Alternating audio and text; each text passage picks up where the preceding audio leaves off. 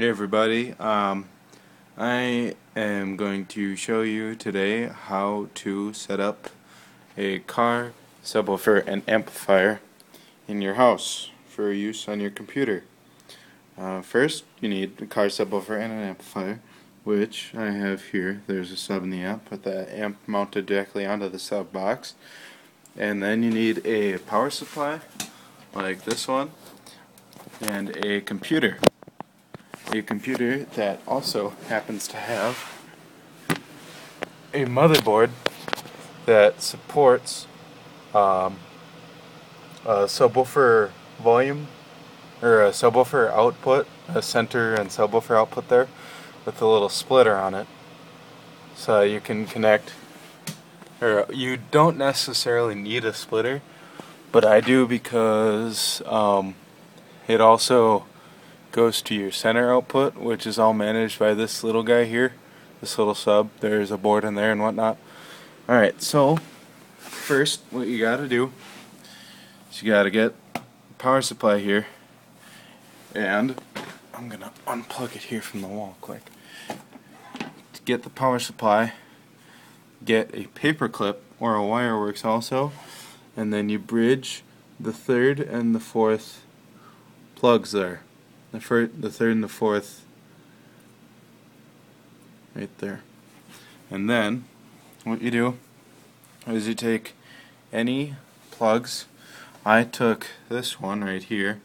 Then you take the yellow and the black wire off of it, and you snip them off, and you hook the yellow into the positive, the black into the negative. And then you take another jumper wire and you connect the remote there, and you connect the other end to the positive, set it whenever it turns on, or whenever you plug it in and turn the power supply on, the amplifier turns on also.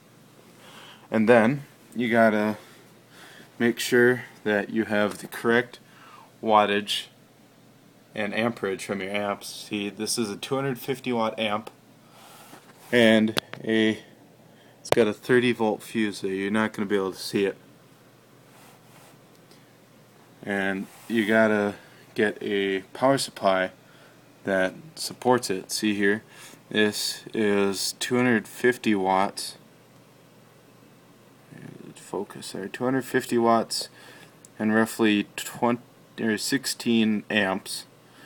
So this is not the ideal power supply. If there's a really big boom and you have it up too loud, it will shut it off. The power supply itself will turn off. Just a warning for all y'all. And then you connect the outputs there to your sub.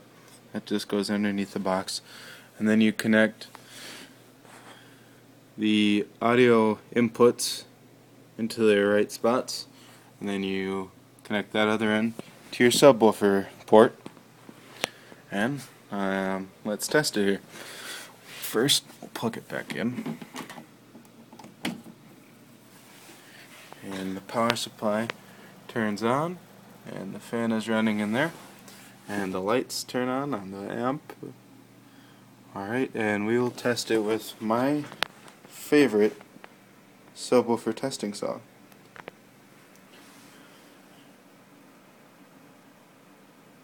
And this is dubstep, just a warning for everyone. Okay, currently I have it turned down real low. Just do not disturb my neighbors. The subwoofer itself is turned down real low. But we'll turn it up here. See if we can get it to shut off.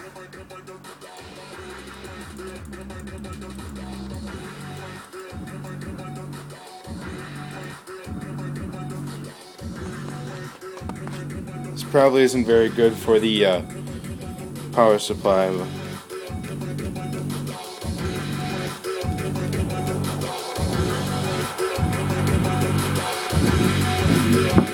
There it is. Perfect.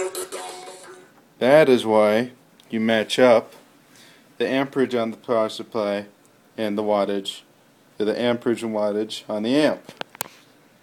There you go, everybody.